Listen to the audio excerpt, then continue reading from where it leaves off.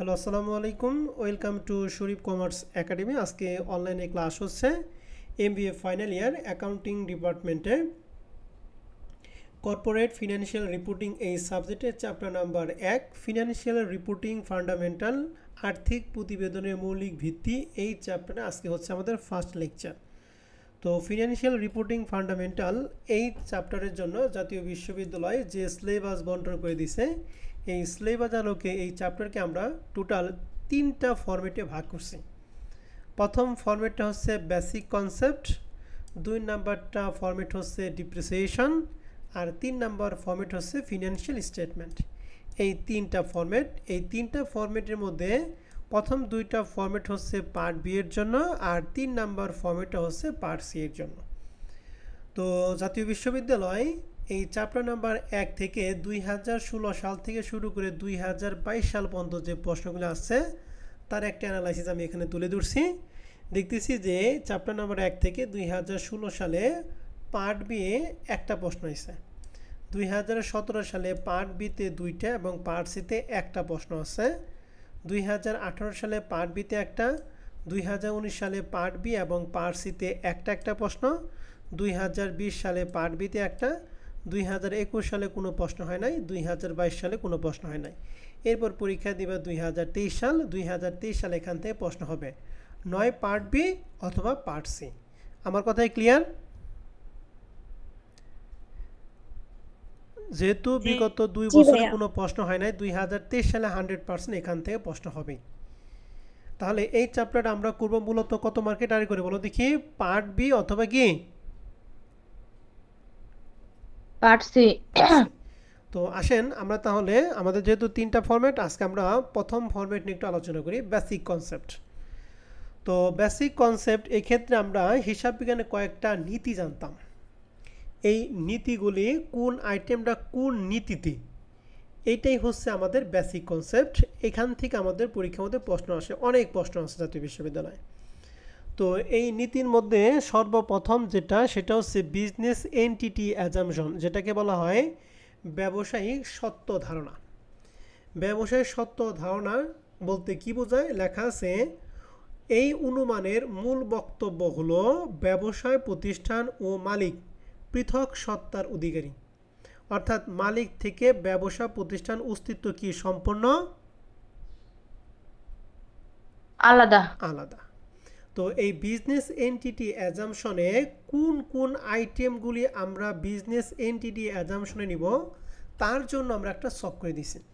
তাহলে business entity অ্যাজাম্পশনের মধ্যে আসবে capital, investment, dividend, drawing, withdraw, অর্থাৎ অনার্স ইকুইটি রিলেটেড যে আইটেমগুলি আছে সেগুলাই হচ্ছে বিজনেস এন্টিটি অ্যাজাম্পশন।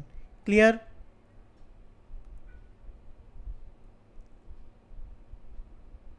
জি ভাইয়া। সবাই কি বিজনেস এন্টিটিটা কি বোঝা গেছে? তাহলে অনার্স ইকুইটি রিলেটেড আইটেমগুলি কার মধ্যে যাবে? বিজনেস এন্টিটি অ্যাজাম্পশনের মধ্যে যাবে। এই ট্রানজ্যাকশনগুলি দেওয়া থাকবে, আমাকে বলবে, প্রশ্ন করবে যে কোনটা কোন প্রিন্সিপালে, এটা আমাকে ভাগ করে দিতে হবে। এরপরে 2 নাম্বারটা হচ্ছে গোয়িং কনসার্ন অ্যাসাইনমেন্ট, অর্থাৎ অ্যাজাম্পশন, গোয়িং কনসার্ন অ্যাজাম্পশন, অর্থাৎ চলমান প্রতিষ্ঠান ধারণা। চলমান প্রতিষ্ঠান ধারণা হচ্ছে প্রতিষ্ঠান তার পরিচালনায় শুরু থেকে বর্তমান উদ্দেশ্য এবং প্রতিশ্রুতি বহন করে দীর্ঘ সময় পর্যন্ত চলবে। এই ধারণার উপর ভিত্তি করে ব্যবসায়ী নানাবিধ ব্যয়গুলোকে স্বল্প ও দীর্ঘমেয়াদী ফলাফলের ভিত্তিতে মুনাফা জাতীয় ও মূলধন জাতীয় ব্যয়ে শ্রেণীবিভাগ করা হয়। স্থায়ী সম্পত্তির ক্রয় মূল্য থেকে অবচয় বাদ দিয়ে অবশিষ্ট মূল্য আর্থিক বিবরণীতে দেখাতে হয়। তাহলে এই গোয়িং কনসার্ন অ্যাজাম্পশনের ক্ষেত্রে ব্যয়গুলোকে কয়টা ভাগে ভাগ করে বলো তো দেখি? 2টা, একটা মুনাফা জাতীয় ব্যয় আর একটা কি মূলধন জাতীয় ব্যয়। মুনাফা জাতীয় ব্যয় মানে ব্যবসা প্রতিষ্ঠানের ব্যয়, যেগুলো নর্মাল ব্যয়গুলি হয়। মূলধন জাতীয় ব্যয় মানে কি স্থায়ী সম্পত্তি। আর স্থায়ী সম্পত্তি থেকে অবচয় বাদ দিয়ে অবশিষ্ট মূল্যটুকু কী থেকে দেখায় বলো দেখি? ফিনান্সিয়াল স্টেটমেন্টে দেখায়। এখন গোয়িং কনসার্ন অ্যাজাম্পশনের মধ্যে কোন আইটেমগুলি যাবে, যেমন ডিপ্রিসিয়েশন বা ডিপ্লেনশন বা অ্যামortization, অর্থাৎ অবসর রিলেটেড যা আছে, লং টার্ম লোন, দীর্ঘমেয়াদী দায় যা আছে, দীর্ঘমেয়াদী দায়ের সুদ যেমন ইন্টারেস্ট, অ্যামortization অফ প্রিলিমিনারি এক্সপেন্স, এই কয়েকটা আইটেম যাবে হচ্ছে গোয়িং কনসার্ন অ্যাজাম্পশনে।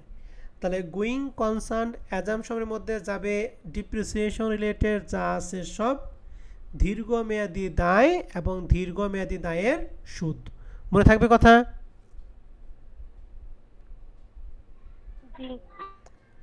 জি ভাইয়া। তাহলে বিজনেস এন্টিটির মধ্যে কোন আইটেমগুলি যাবে?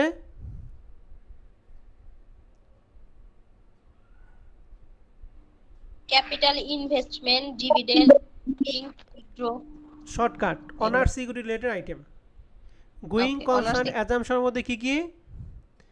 সকল ধরনের ডিপ্রিসিয়েশন, লং টার্ম লায়াবিলিটি এবং লং টার্ম লায়াবিলিটি কি সুদ, তাই তো?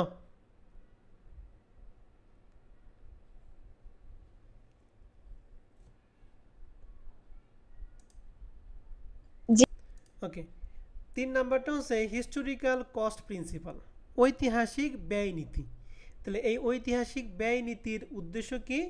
হচ্ছে এই ধারণার প্রতিপাদ্য বিষয় হলো কারবারের জন্য ক্রয়কৃত স্থায়ী সম্পত্তিকে অবশ্যই সম্পত্তি ক্রয়ের যাবতীয় খরচ সমূহ ক্রয় মূল্যে লিপিবদ্ধ করতে হবে। অর্থাৎ স্থায়ী সম্পত্তি সমূহ হিসাবে বইতে অবশ্যই ক্রয় মূল্যে কি করতে হবে বলো দেখি? লিপিবদ্ধ করতে হবে। এক্ষেত্রে স্থায়ী সম্পত্তি প্রকৃত বাজার দর ওঠানামা করলেও এই বাজার দরকে বিবেচনা আনা যাবে না, আনা যাবে না। হিস্টোরিক্যাল কস্ট প্রিন্সিপাল অনুযায়ী স্থায়ী সম্পত্তি কোন মূল্যে লিপিবদ্ধ করব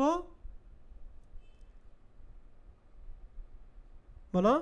ক্রয় মূল্যে লিপিবদ্ধ। তাহলে এই হিস্টোরিক্যাল কস্ট প্রিন্সিপাল অনুযায়ী আসবে পারচেস অফ ফিক্সড অ্যাসেট বা হিস্টোরিক্যাল প্রাইস অথবা মার্কেট প্রাইস। তাহলে এই কয়েকটা আইটেম আসবে হিস্টোরিক্যাল কস্ট প্রিন্সিপালে। আর একটা মেথড আছে, সেটা কি? ম্যাচিং কনসার্ন অ্যাজাম্পশন, অর্থাৎ মিলনকরণ নীতি। এই ধারণার মূল বক্তব্য হলো একটি হিসাবকালের প্রকৃত মুনাফা নির্ণয় করতে হলে ওই হিসাবকালে আয়ের বিপরীতে শুধুমাত্র ওই হিসাবকালে ব্যয়কে লিপিবদ্ধ করতে হবে। অর্থাৎ কোনো নির্দিষ্ট সময়ে অর্জিত আয়ের বিপরীতে উক্ত সময়ের ব্যয়ের পরিমাণ লিপিবদ্ধ করার মাধ্যমে প্রকৃত লাভ ক্ষতি নির্ণয় করা হয়। তার মানে যে বছর হিসাব করে ওই বছরে আয় এবং আয়ের বিপরীতে ব্যয়গুলি নিয়ে আমরা কি করব? লাভ লোকসান নির্ণয় করব। যে বছর করব ঠিক তার পরবর্তী বছর বা পূর্ববর্তী বছরে কোনো আয় ব্যয় এই হিসাবে আসবে না, এই নীতিতে আসবে না। ক্লিয়ার কথা? জি ভাইয়া। তাহলে ম্যাচিং কনসার্ন অ্যাজাম্পশনের মধ্যে আসবে দুই ধরনের জিনিস, প্রিপেড এক্সপেন্স মানে অগ্রিম খরচ, আর অ্যাক্রুড এক্সপেন্স মানে কি? বকেয়া খরচ। তাহলে ম্যাচিং কনসার্নের মধ্যে আসবে অগ্রিম খরচ এবং কি? বকেয়া খরচ। আরেকটা নীতি হচ্ছে ফুল ডিসক্লোজার কনসেপ্ট অ্যাজাম্পশন, অর্থাৎ পূর্ণ প্রকাশ নীতি। এই ধারণার মূল প্রতিপাদ্য বিষয় হলো প্রতিষ্ঠানের আর্থিক অবস্থা ও আর্থিক ফলাফলকে প্রভাবিত করবে এমন গুরুত্বপূর্ণ তথ্য আর্থিক বিবরণীতে যথাযথভাবে প্রকাশ করতে হবে। অর্থাৎ আর্থিক বিবরণী প্রস্তুতের পরে প্রয়োজনীয় টাকা যোগ করে হিসাব তথ্যকে বোধগম্য করা হয়। তাহলে পূর্ণ প্রকাশ নীতিতে আমাদের দুইটা আইটেম আসবে। এক হচ্ছে অ্যাকুমুলেটেড ডিপ্রিসিয়েশন, যেটা ডিপ্রিসিয়েশনের বিপরীতে হয়, ঠিক আছে? আরেকটা কি? ব্যাংক রিকনসিলিয়েশন মানে ব্যাংক সমন্বয়। তাহলে ফুল ডিসক্লোজার কনসেপ্ট অ্যাজাম্পশনের মধ্যে কয়টা আইটেম বলেন যদি দেখি? দুইটা। অ্যাকুমুলেটেড ডিপ্রিসিয়েশন এবং কি? Bank reconciliation. আরেকটা হচ্ছে সর্বশেষ যেটা, সেটা কি? পিরিয়ডিসিটি অ্যাজাম্পশন, অর্থাৎ হিসাবকাল ধারণা নীতি। এখানে শুধুমাত্র একটাই ক্লোজিং এন্ট্রি, সমাপনী দাখিলা। তাহলে টোটাল অ্যাজাম্পশন আমরা পড়লাম কয়টা বলো দেখি? 6টা অ্যাজাম্পশন পড়লাম। এই 6টা অ্যাজাম্পশনে এক একটা অ্যাজাম্পশনের আন্ডারে কিছু আইটেম দেওয়া আছে। এই আইটেমগুলি পরীক্ষার মধ্যে দেওয়া থাকবে, আপনাকে এগুলো ধরে ধরে কোন আইটেমটা কোন প্রিন্সিপালের মধ্যে পড়বে সেটা আমাদের লিখতে হবে। তাহলে আমরা এইটুকু আরেকবার একটু রিভিশন দেব। বিজনেস এন্টিটি অ্যাজাম্পশনের মধ্যে আসবে অনার্স ইকুইটি রিলেটেড সকল তথ্য, যেমন কি কি? ক্যাপিটাল ইনভেস্টমেন্ট, ডিভিডেন্ড, ড্রয়িং এবং কি? উইথড্র। গোয়িং কনসার্ন অ্যাজামশনের মধ্যে বা চলমান প্রতিষ্ঠান ধারণার মধ্যে আসবে সকল ধরনের ডিপ্রিসিয়েশন, যেমন ডিপ্রিসিয়েশন, ডিপ্লেনশন, অ্যামortization, লং টার্ম লোন এবং লং টার্ম লোনের কি ইন্টারেস্ট। ঠিক আছে, বলেন তো এই যে ডিপ্রিসিয়েশন, ডিপ্লেনশন এবং অ্যামortization এই তিনটার পার্থক্য কি? কোন সম্পত্তির উপর ডিপ্রিসিয়েশন, ডিপ্লেনশন এবং অ্যামortization ধরা হয়, বলতে পারবে কেউ? ডিপ্রিসিয়েশন কার উপর ধরি বলো তো দেখি?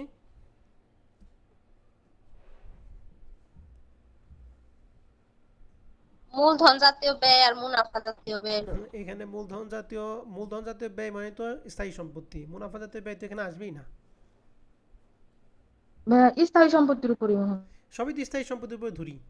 তাহলে এই যে অ্যামortization বা ডিপ্লেশন কার উপর ধরি? ভাইয়া একদিন বলছিলেন, এখন খেয়াল নাই। হ্যাঁ, খেয়াল নাই। ওকে, আবার বলতেছি, যে সম্পত্তি আয়ুষ্কাল সম্পর্কে নিশ্চিত হওয়া যায় সেটার উপর আমরা ধরব হচ্ছে অ্যামortization মানে অবলোপন। যেটা সম্পর্কে নিশ্চিত হওয়া যাবে না সেটার উপর ধরব হচ্ছে ডিপ্রিসিয়েশন। আর প্রাকৃতিক সম্পত্তির উপর ধরে হচ্ছে ডিপ্লেশন। মনে থাকবে? জি ভাইয়া। ওকে, মনে জানি থাকে। এরপরে জানি বলতে পারো। হিস্টোরিক্যাল কস্ট প্রিন্সিপালের মধ্যে যাবে purchase of fixed asset, historical price অথবা কি মার্কেট প্রাইস। আর ম্যাচিং কনসার্ন অ্যাজামশনের মধ্যে আসবে দুই ধরনের ঘরে, কি কি?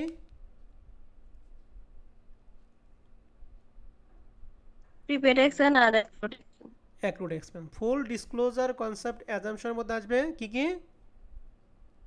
দুইটা, অ্যাকুমুলেটেড ডেপ্রিসিয়েশন, ব্যাংক রিকনসিলিয়েশন। ওকে, আর পিওডিসিটি অ্যাজামশনের মধ্যে আসবে ক্লোজিং এন্ট্রি। Closing entry. তাহলে এই শখটুকু মনে রাখা পারলেই মনে করেন 4 নাম্বার আপনি পাবেন। আসেন আমরা কিছু অঙ্ক করি। প্রথম বেসিক কোশ্চেন 1, যেটা কমার্স পাবলিকেশন বইয়ের বিএর 1 অর্থাৎ পার্ট বি এর 1 নাম্বার প্রশ্ন আমরা নিছি। বলা আছে the following information R available of mister Zaman for the year ended 31 December 2020।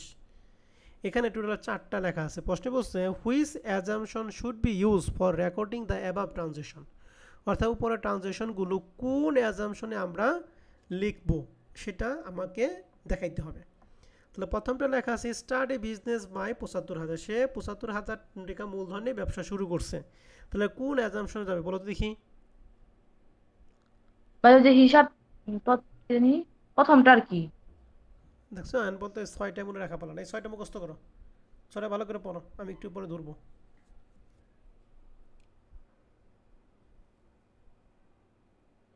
Assumption 6টা ভালো করে পড়ো, আমি 1 মিনিট সময় দিলাম।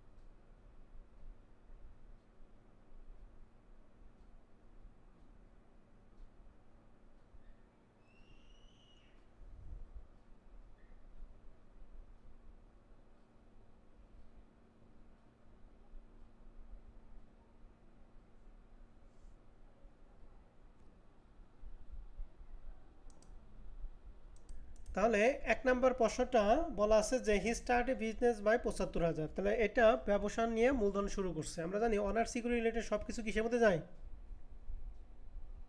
Business entry. এটা সমাধানের জন্য আমাদের একটা শখ করব। উপরে লিখব প্রতিষ্ঠানের নাম, সিরিয়াল নাম্বার, ট্রানজ্যাকশন এবং প্রিন্সিপাল ফরওয়ার্ড, অথবা শুধু প্রিন্সিপাল লিখলেও হবে। তাহলে সিরিয়াল নাম্বার এখানে আমাদের যা আছে সিরিয়াল লিখব। ট্রানজ্যাকশনের মধ্যে আমাদের এখানে হুবহুব যেভাবে আছে একদম টাকা সহ এভাবেই আমরা হুবহুব লিখব। জাস্ট প্রিন্সিপাল এখানে লিখব কোনটা কার মধ্যে পড়ছে। তাহলে প্রথমটা যেহেতু ইনভেস্টমেন্ট রিলেটেড, এটা যাবে বিজনেস এন্টিটির মধ্যে। দ্বিতীয়টা হচ্ছে he draw 50,000 from a business for personal use, সে ব্যক্তিগত প্রয়োজনে পণ্য উত্তোলন করছে, এটা অনার সিকিউরিটি রিলেটেড। তাহলে অনার সিকিউরিটি রিলেটেডটা কোথায় যায়? Business entity. তাহলে বিজনেস এন্টিটি অ্যাজাম্পশনে যাবে। 3 হচ্ছে he purchase a machine for টাকা 25,000 and depreciation charge on machine 10% at the end. তাহলে মেশিন পারচেজ করছে, তাহলে স্থায়ী সম্পত্তি পারচেজটা কোথায় ঢুকে? Going concern going assumption. Concern assumption, এই দেখেন গোয়িং কনসার্ন অ্যাজাম্পশনের মধ্যে আমাদের ডিপ্রিসিয়েশন রিলেটেড যা কিছু আছে, লং টার্ম লায়াবিলিটি এবং লং টার্ম লায়াবিলিটি কি ইন্টারেস্ট, এই কয়েকটা জিনিস আসবে কোথায়? গোয়িং কনসার্ন অ্যাজাম্পশনে। ক্লিয়ার? Going concern. ওকে, তাহলে এখানে মেশিন ক্রয় করছে, বাট আমাদের মেশিন ক্রয় এন্ট্রি দিলাম না, দিব কার জন্য? ডিপ্রিসিয়েশনের জন্য। যদি মেশিন ক্রয় করতো তাহলে এই যে সম্পত্তি ক্রয় কিন্তু এই যে হিস্টোরিক্যাল কস্ট প্রিন্সিপাল, এখানে কিন্তু মেশিন ক্রয় না, এখানে আমাদের মেন টার্গেটটা কি বলো দেখি? ডিপ্রিসিয়েশন চার্জ করছে এটা। 4 নম্বরটা বলছে হি বোরোড 40,000 ফর্মে সোনালী ব্যাংক কয় বছরের জন্য? 10 বছর। সে 10 বছরের জন্য সোনালী ব্যাংক থেকে কি করছে? ঋণ গ্রহণ করছে। তাহলে দীর্ঘমেয়াদী দায়টা কার মধ্যে পড়ে?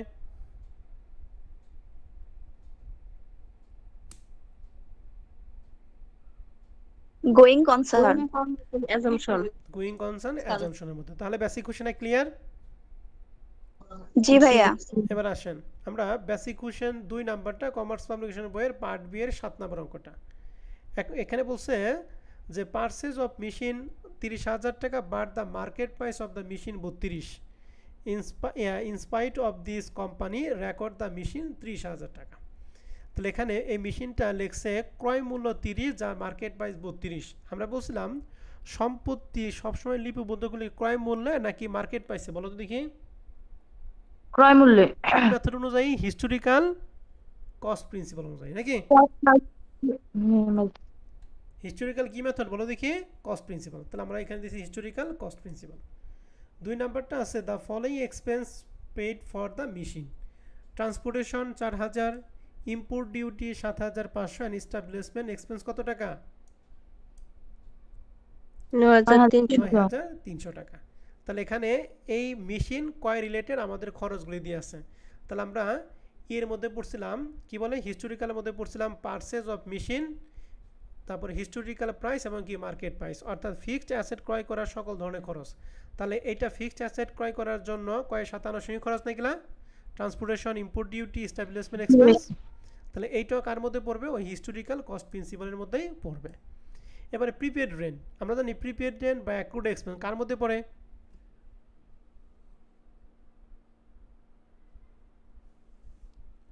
ভাইয়া মেশিন কনসেপ্ট অ্যাজাম্পশন আর পরে prepaid messing extender. Concept assumption. Okay, accumulated depreciation এবং ব্যাংক রিকনসিলিয়েশন এই দুইটা একটার মধ্যে পড়ে, কার মধ্যে পড়ে? Full disclosure concept. গুড। তাহলে এখানে এই যে দুইটাই দিছি, full disclosure concept assumption, bank reconciliation full disclosure concept অ্যাজাম্পশনের মধ্যে পড়ছে। ঠিক আছে? জি ভাইয়া। তাহলে বেসিক কোশ্চেন দুইটা কি ক্লিয়ার? জি ভাইয়া। এই দুইটা আমরা কমার্স পাবলিকেশন বই থেকে করাইলাম। এই দুইটার আলোকে জাতীয় বিশ্ববিদ্যালয়ে দেখেন কত প্রশ্ন দিছে। প্রথম প্রশ্নটা 2017 সালে পার্ট বি এর 6 নাম্বার প্রশ্নটা বলছে the following information available of x limited on December 2018। প্রথমটা বলেন তো দেখি কার মধ্যে পড়বে?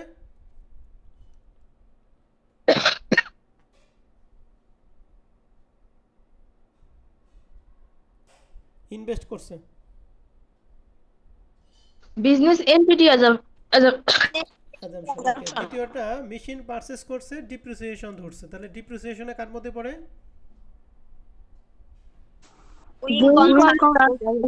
তিন নাম্বারটা ঋণ গ্রহণ করছে 80,000 টাকা দীর্ঘমেয়াদী দায়, এটা কোন কার মধ্যে পড়বে?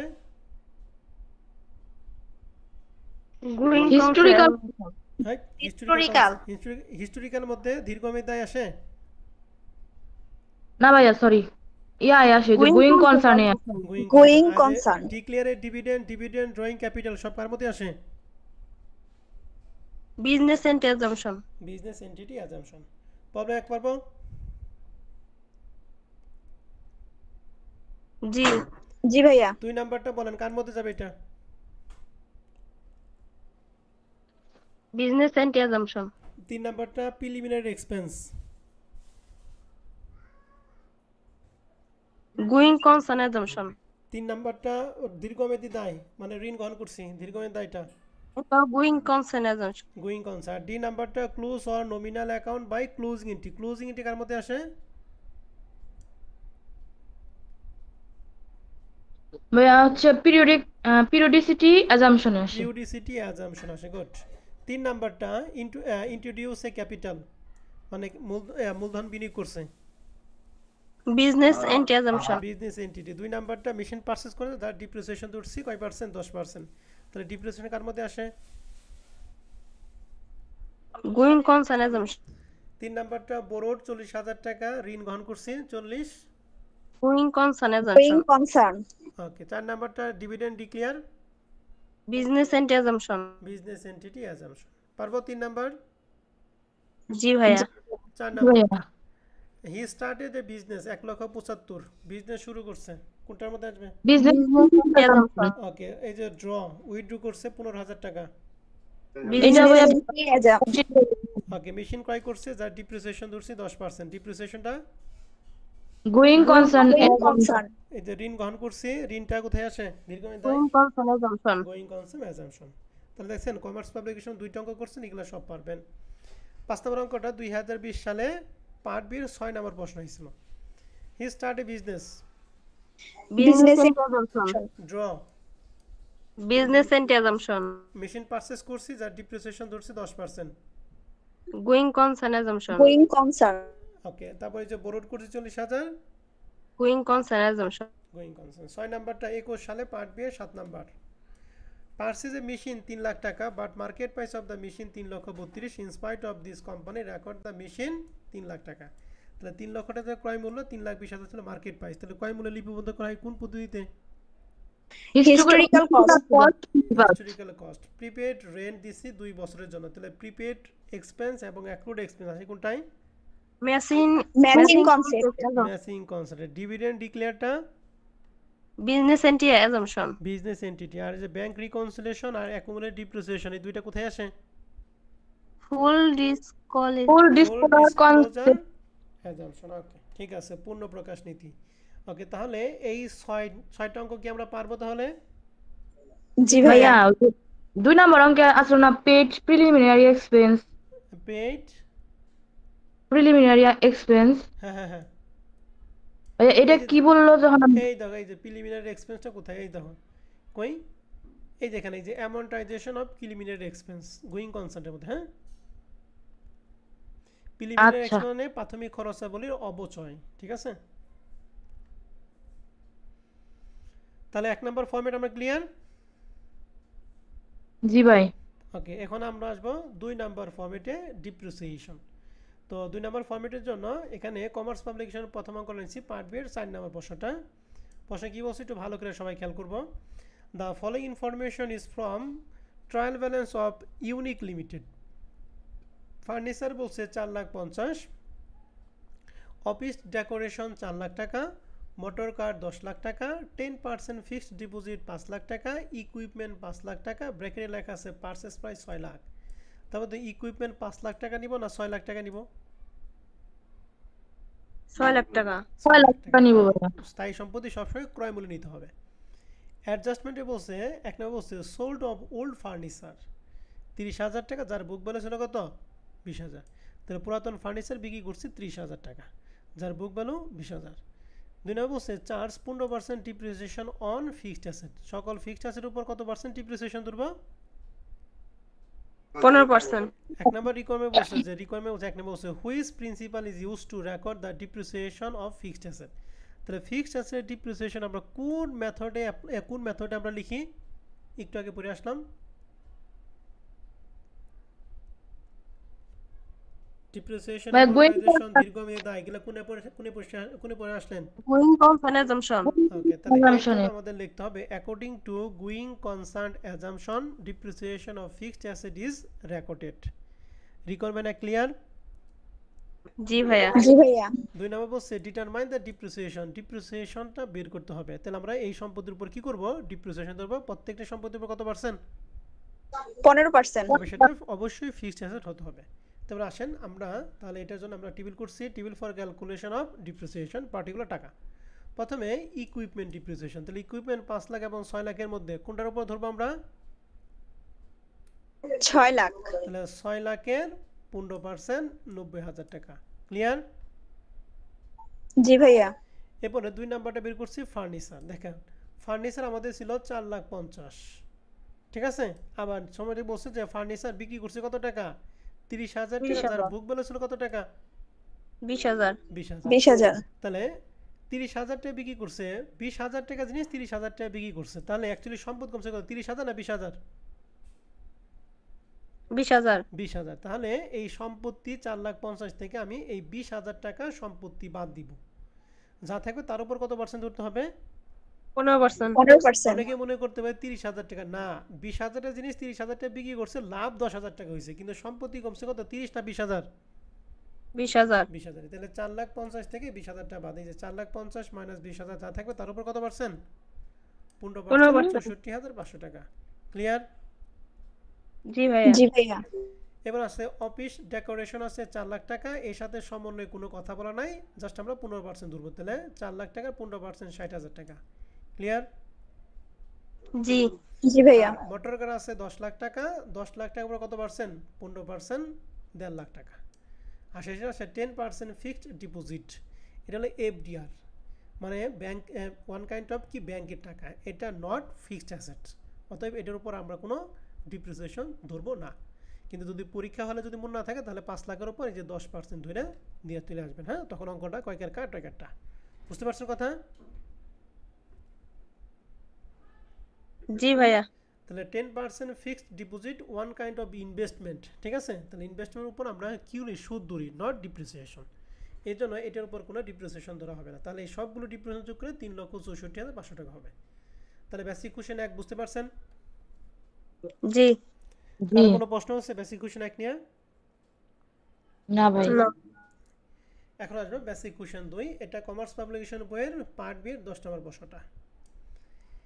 এখানে আমাদের প্লান্ট অ্যাসেট থেকে শুরু করে ডিপ্রিসিয়েশন, এই অঙ্কের মধ্যে সকল ডিপ্রিসিয়েশনের উপর বলছে যে depreciation to be charge 10% of fixed asset excluding land and building, অর্থাৎ ল্যান্ড অ্যান্ড বিল্ডিং বাদে বাদ বাকি সকল সম্পত্তির উপর কত পার্সেন্ট ধরতে বলছে, সকল স্থায়ী সম্পত্তির উপরে 10%। 10%। রিকোয়ারমেন্ট একে বলছে calculate the total depreciation of fixed asset excluding land and building, land and building বাদে সকল সকল ফিক্সড অ্যাসেটের উপর ডিপ্রিসিয়েশনটা কত হবে এটা বলতে হবে। তাহলে এখানে আসি, প্রথমে plant and machinery, cost price ছিল 6 লাখ, মার্কেট প্রাইস 7 লাখ, আমরা কার উপর অবশ্যই ধরবো, কস্ট প্রাইস না মার্কেট প্রাইস? মার্কেট প্রাইস না, কস্ট প্রাইস। একটু আগে পরে আসলাম, ক্রয় মূল্যতেই করতে হবে, কার উপর ধরবো বলো, মার্কেট প্রাইস না cost price? Cost price cost price উপর কত পার্সেন্ট, 10%। তাহলে আমরা ডিকারছি প্লান্ট অ্যান্ড মেশিনারি 6 লাখ টাকার 10% 60,000 টাকা। ক্লিয়ার? জি।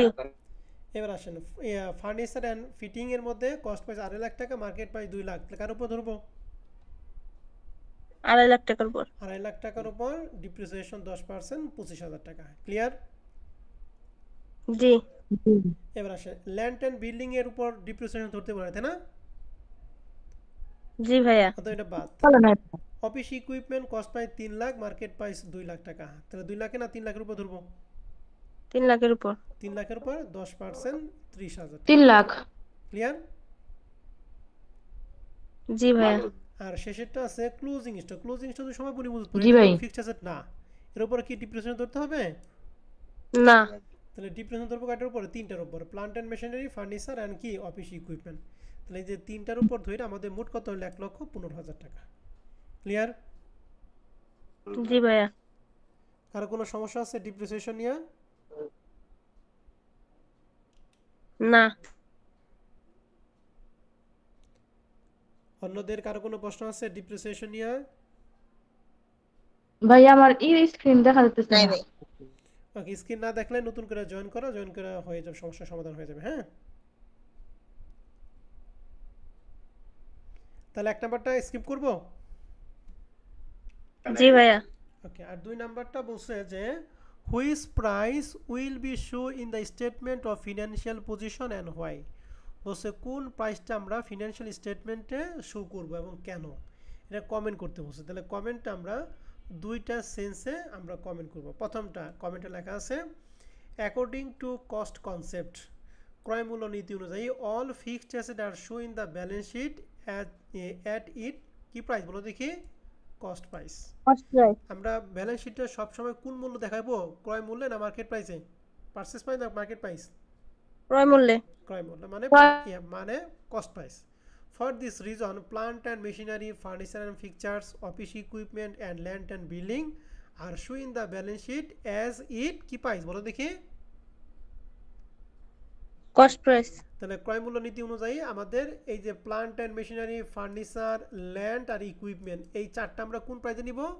কস্ট প্রাইসে। Cost price. এন্ড এখানে কিন্তু আরেকটা আছে, কি সেটা কি বলো দেখি? Closing closing stock. স্টক। এর ক্লোজ এই চারটার জন্য আমরা একটা কমেন্ট করলাম। তো ক্লোজিং তার ফিক্সড অ্যাসেটের মধ্যে না, তাই না? তাহলে ক্লোজিং স্টকে তো আরেকটা কমেন্ট করব। এজন্য লিখছি 2 নাম্বারটা according to conservation concept all probable loss are recorded as loss but probable gain are not recorded as a কি গেইন। বলছে যে সকল ধরনের সম্ভাব্য ক্ষতিকে আমরা ক্ষতি হিসেবে বিবেচনা করব, কিন্তু সম্ভাব্য লাভকে আমরা লাভ হিসেবে বিবেচনা করব না। ক্লিয়ার? ক্ষতি যদি হওয়ার সম্ভাবনা থাকে তাহলে সেটা ক্ষতি হিসেবে বিবেচনা করব, কিন্তু লাভ হওয়ার সম্ভাবনা থাকলে সেটাকে লাভ হিসেবে গণনা করব না। কেন? কারণ ক্ষতি হিসেবে যদি বিবেচনা করতে লাভ কম হবে, লাভ কম হলে সরকারকে ট্যাক্স কম দিতে হবে। আর সম্ভাব্য লাভকে যদি লাভ হিসেবে ধরি তাহলে লাভ বেশি হবে, আর লাভ বেশি হলে সরকারকে কী দিতে হবে? ট্যাক্সটা বেশি দিতে হবে। এর জন্যই সম্ভাব্য লসকে লস ধরবো, বাট সম্ভাব্য লাভকে লাভ ধরবো না। বুঝতে পারছি? জি ভাইয়া।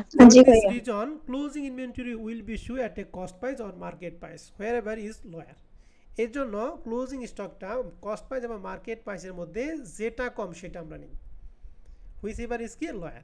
হিয়ার দ্য প্রাইস ওই টাকা কত? 1,80,000। আমরা সমাপনী মজুত পণ্যের দুইটা মূল্যের মধ্যে কোনটা নিতাম? বড়টা না ছোটটা নিতাম?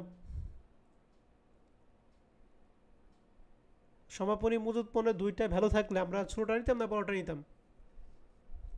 মনে আছে?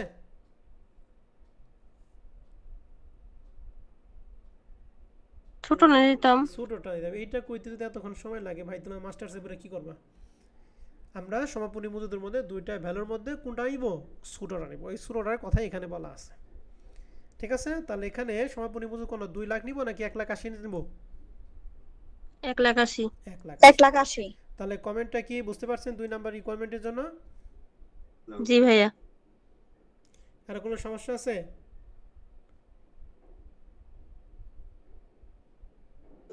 না ভাইয়া। তাহলে প্রবলেম 2 কি পারবেন?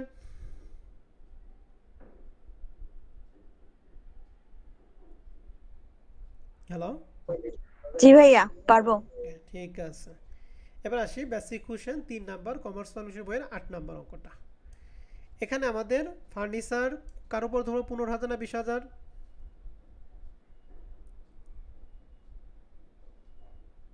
বলেন।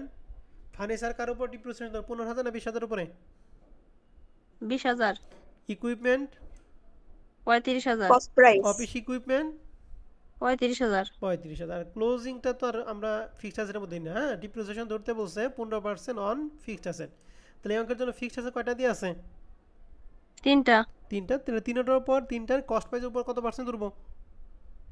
15%। 15%। সেই টোটাল ডিপ্রিসিয়েশন বের করতে বলছে। তাহলে 20,000 এর 15%, 35,000 এর 15%, 35,000 এর 15%, সব মিলে কত? 13,500। ক্লিয়ার? 500। জি ভাইয়া। আর শেষে বলছে which price the above asset will Simra limited show in the books of account explain. মানে সেই আগের মতোই আমাদের কমেন্ট করতে বলছে। এগুলো আমরা ব্যালেন্স শিটে কোথায় দেখাবো? তাহলে এই 3টা আমরা দেখাবো কোন প্রাইসে? কস্ট প্রাইসে, নাকি? আর ক্লোজিং স্টকটা মার্কেট প্রাইস এবং কস্ট প্রাইসের মধ্যে কোনটার মধ্যে নিব? বড়টা না ছোটটার মধ্যে নিব? ছোটটা। ছোটটার মধ্যে নেব। এই জন্যই ব্যাখ্যাটা আমরা আগের অঙ্কেও যে ব্যাখ্যা, এই অঙ্কেও কি আমাদের সিমিলার ব্যাখ্যাটা দিয়ে আছে। ঠিক আছে? আর এখানে আমাদের এই টাকাটা আগের অঙ্কটা চলে আসে। তো বলতো এখানে কত টাকা হবে? 12,000। 12,000 টাকা হবে। ক্লিয়ার? জি ভাইয়া। ওকে, এখানে 12,000 টাকা বলা পারছেন মানে আপনার অঙ্ক হয়েছে। তাহলে বেসিক কোশ্চেন 3 কি ক্লিয়ার?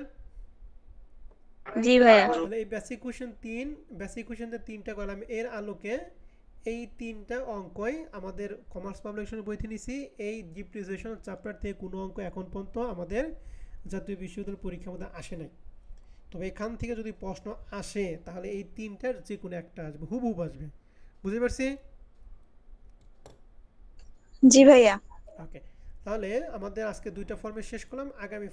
আগামী ক্লাসে আমরা ফরম্যাট 3 নিয়ে আলোচনা করব। হ্যাঁ, ফরম্যাট 3 এর জন্য তোমাদের দুইটা কাজ দিব, সেটা হচ্ছে ফিনান্সিয়াল স্টেটমেন্ট। সে আমরা বিবিএ ফার্স্ট ইয়ার থেকে পড়তেছি মাস্টার্স পর্যন্ত। এই ফিনান্সিয়াল স্টেটমেন্টের 3টা স্টেপ। প্রথম ইনকাম স্টেটমেন্ট সফটওয়্যারে দেওয়া আছে, তোমরা আগে যা পড়ছো এখনও সেম। এই শকটা তোমরা দেখবা। এরপরে হচ্ছে এই রিটেন আর্নিংয়ের শক দিয়ে আছে, এই শকটা তোমাদের দেখতে হবে। এরপর হচ্ছে ব্যালেন্স শিটের শক দিয়ে আছে, এই ব্যালেন্স শিটের শকটা তোমাদের দেখতে হবে। তাহলে ইনকাম স্টেটমেন্ট, রিটেন আর্নিং এবং ব্যালেন্স শিট, এই 3টা শক তোমাদের আগে থেকে জানা আছে, আবার নতুন করে পড়ার সুযোগ দিলাম, নতুন করে পড়তে দিলাম। এই শকগুলি ফরম্যাটগুলি তোমরা ভালো করে দেখবা। আগামী ক্লাসে আমরা সরাসরি প্র্যাকটিস করব। কথা বুঝতে পারছি? জি ভাইয়া। তাহলে জি কাজ ভাইয়া। থেকে ফরম্যাট 1 এবং 2 পুরাটা অঙ্ক করবা, এবং ফরম্যাট 3 এর জন্য ইনকাম স্টেটমেন্টের শক, রিটেন আর্নিং এর শক এবং কি ব্যালেন্স শিট, এই 3টা শক তোমরা ভালো করে দেখবা। আমরা আগামী ক্লাসে সরাসরি অঙ্ক প্র্যাকটিস করব। ঠিক আছে? জি ভাইয়া। ওকে, তাহলে আজকের রেকর্ড ক্লাস আমাদের এই পর্যন্ত থাকবে। আজকে ক্লাসের উপর যদি কোনো প্রশ্ন থাকে তোমরা প্রশ্ন করতে পারো।